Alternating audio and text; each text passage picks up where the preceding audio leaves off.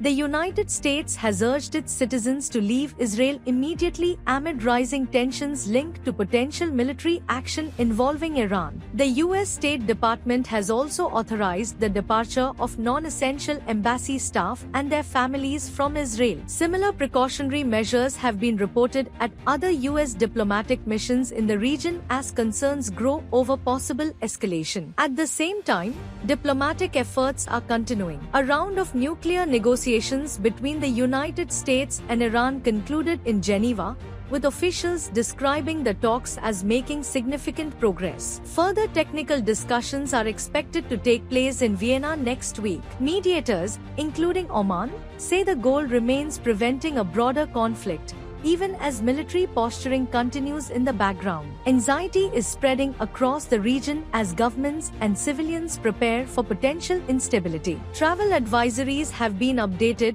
and regional security forces remain on heightened alert amid fears that miscalculation could trigger wider confrontation. In Gaza-related developments, international attention remains focused on humanitarian and accountability concerns. A new report by the Committee to Protect Journalists says 2025 was the deadliest year on record for journalists globally, with Israel identified as responsible for the highest number of media fatalities, particularly in Gaza during the conflict. Meanwhile, foreign ministers from the Organization of Islamic Cooperation met in Jeddah for an emergency session where they condemned Israeli annexation and settlement expansion policies in the occupied Palestinian territories. The meeting also addressed broader regional instability and urged adherence to international law.